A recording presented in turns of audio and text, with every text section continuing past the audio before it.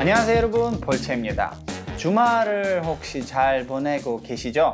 일단은 여러분 5번째 영상이 왔습니다. 제가 개인적으로 굉장히 기대했던 주제입니다. 여러분, 바로 폴란드 포스터 학교입니다.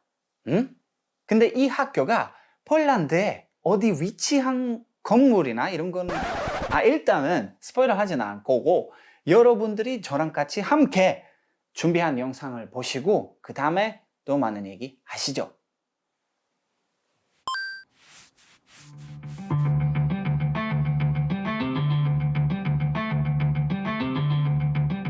폴란드 포스터 학교.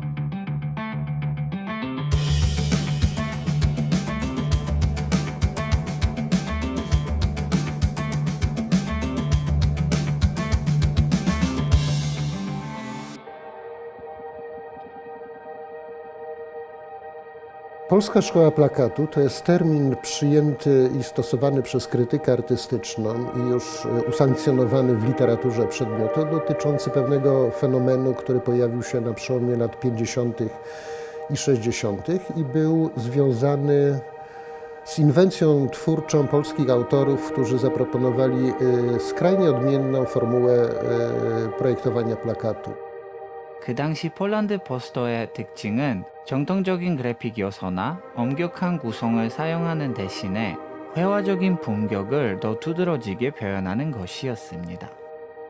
그 포스터들은 예술적인 표현의 침표와도 같은 것이었죠. 물론 회화적인 기법이 가장 중요한 요소이긴 했지만 인유와 과장 그리고 주제를 직접 언급하진 않고 다른 수사적인 표현에 초점을 맞춘 독특한 유형의 상상력 또한 중요한 요소였습니다.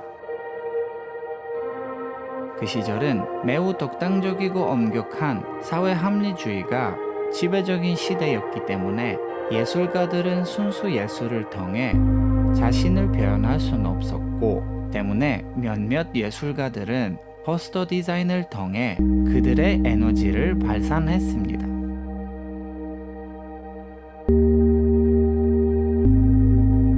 Z tego powstaje olbrzymia konstelacja dzieł, bo to nikt tego dokładnie nie policzył. Możemy mówić o setkach czy tysiącach dzieł na przestrzeni tych kilkunastu lat.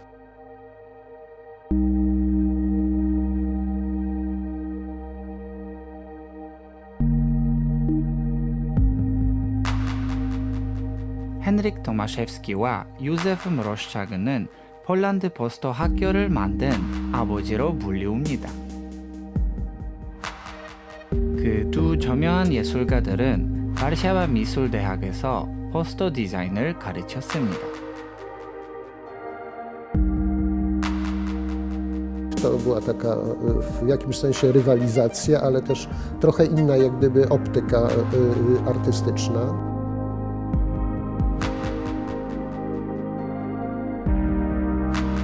또한 폴란드 포스터 학교는 그 어떠한 명령이나 매니페스토를 따르진 않았다는 점에서도 주목할 만한 가치가 있습니다.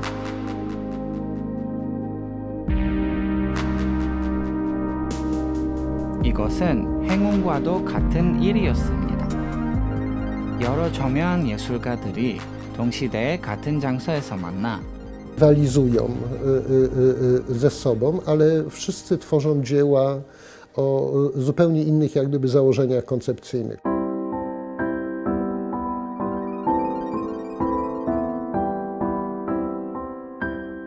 W środowisku polskich plastyków już u schyłku lat 50. Pojawiła się taka idea, żeby w Warszawie zorganizować takie forum wymiany doświadczeń w zakresie projektowania, mając na uwadze chociażby właśnie tą osobność czy odrębność polskiego plakatu. 이 계획은 유제프 mroszczak의 헌신 덕분에 1966년에 실현될 수 있었고 자행타 갤러리에서 열린 제1회 국제 포스터 비엔날레는 포스터 디자이너들을 위한 세계적인 규모의 만남의 장소가 되었습니다. Czyli przybyli tutaj najwybitniejsi twórcy tworzący w tym czasie. Część z nich była zaproszona imiennie. Zainteresowanie czy akces do tej imprezy naprawdę zgłosił pierwszy garnitur twórców z całego świata.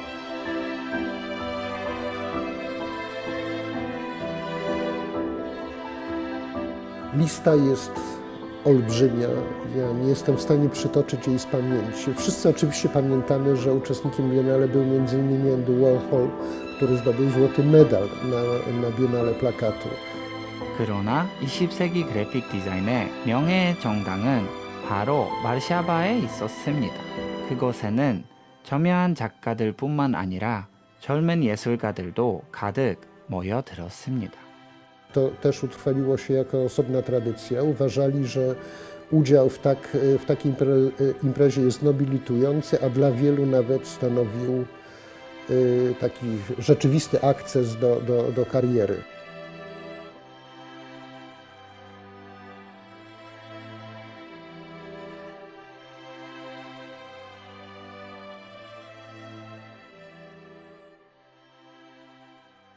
네, 여러분. 영상이 끝나는데 말을 이제 해야 되는 시간이죠.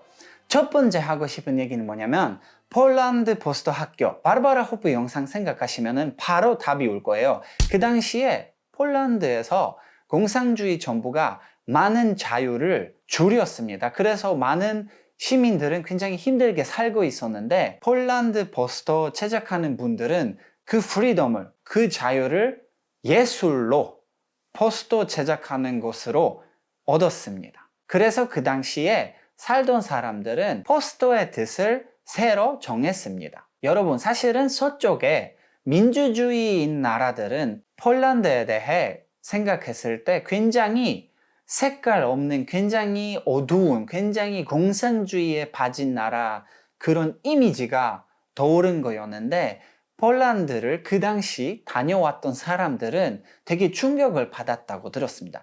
왜 그러냐면 그 당시 폴란드가 공산주의 시절이었지만 그 폴란드 예술가들은 길거리를 자기만의 갤러리로 만들었습니다. 그리고 그 갤러리 방문하는, 관람하는 사람들은 바로 일반 사람들이었습니다. 그래서 일반 길거리들은 예를 들어서 서커스가 도시에 들어오거나 아니면은 어떤 특별한 영화가 개봉하거나 그 포스터들 덕분에 굉장히 컬러풀하고 굉장히 아름다웠고 굉장히 갤러리처럼 되었습니다. 그래서 이 은유적인 메시지 덕분에 많은 사람들은 상상력을 키울 수도 있었고 그리고 고급 문화, 고급 예술 체험할 수도 있었습니다. 그리고 사실은 이 폴란드 포스터 학교 명칭은 얀 레니차 먼저 주장했습니다. 그래서 1960년에 이분은 최초로 이 폴란드 포스터 학교라는 말을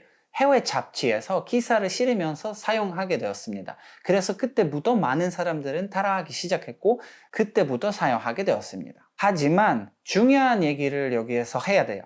왜 그러냐면 많은 역사 전문가들은 스타니스ław wyspiański가 먼저 그 트렌드 시작했다고 주장하더라고요. 그 이유는 1899년에 포스터를 제작했는데 그 포스터가 굉장히 폴란드 포스터 학교랑 비슷한 특징을 가지고 있었습니다. 스타니스ław wyspiański는 최초로 포스터를 제작하면서 은유적인 메시지 담았습니다. 이 포스터를 보면서 굉장히 상상력을 키울 수 있는 그런 여러 가지 생각이 떠오르는 그런 포스터예요. 그래서 여러분들도 보시면 어때요? 아무튼 시작점은 중요하진 않고 중요한 것은 바로 포스터의 용도가 중요한 거예요. 처음으로 포스터를 만들었을 때 그냥 단순한 정보 전달 그런 역할이었는데 폴란드 포스터 학교부터 포스터의 의미, 포스터의 용도가 달라지면서 조금 더 고급 예술로 변경됐습니다. 그래서 여러분 여러 가지 작가들이 그 당시에 활동했는데 가장 유명한 스타일들 그리고 작가들 제가 몇 명 소개해 드릴게요. 영상 속에서 나타나는 이름 헤누릭 도마셰프스키. 그분은 폴란드 포스터 학교의 아버지로서 굉장히 대표적인 스타일을 사용했습니다. 그래서 그분의 포스터들 보시면은 일단 형태가 굉장히 단순하고 미니멀리스틱하게 제작된 포스터들입니다. 모양 많이 없고 쉽게 그린 거고 그리고 그 은유적인 뜻이 역시 담아 있습니다. 다음으로 제가 소개하고 싶은 분이 아까 얘기했던 얀 레니차입니다. 이 작가님은 일단 정통 무늬를 이용해서 포스터를 제작했습니다. 그래서 많은 포스터에 이렇게 흘려가는 뭔가 정통적인 무늬들은 있는데 역시 은유적인 뜻이 담아 있습니다. 예를 들어서 파우스트라는 포스터 보시면은 악마의 얼굴이 살짝 보일랑말랑합니다. 그쵸? 그래서 이분이 추가적으로 얼굴 형태를 이용해서 많은 포스터를 또 제작했습니다. 다음으로 소개하고 싶은 작가님은 바로 발데마르 슈베즈입니다. 이분은 역시 얀 레니타랑 비슷하게 얼굴을 크게 그리면서 그 형태를 사용했습니다. 그래서 많은 포스터에 얼굴밖에 거의 안 보입니다. 근데 역시 이분이 또 그 장애적인 인유 메시지를 담았습니다. 예를 들어서 불바르사 허전세그 소인사이라는 포스터 보시면은 주인공이 딱 그려 있습니다. 근데 그 주인공이 약간 메두사로 표현하게 되었습니다. 이 포스터에서 메두사 모티브 사용하는 이유가 여자 주인공은 굉장히 무서운 역할을 했습니다. 그래서 메두사처럼 굉장히 무서웠고 거기에다가 원래 메두사가 뱀 같은 머리가 있는데 뱀 대신에 필름 테이프 사용한 거예요. 그 의미는 바로 그 포스터의 주인공은 그 영화 속에서 배우 역할을 하는 거예요. 그래서 필름 테이프가 거기에서 그 역할을 약간 하는 거예요. 그렇게 해석하는 거예요.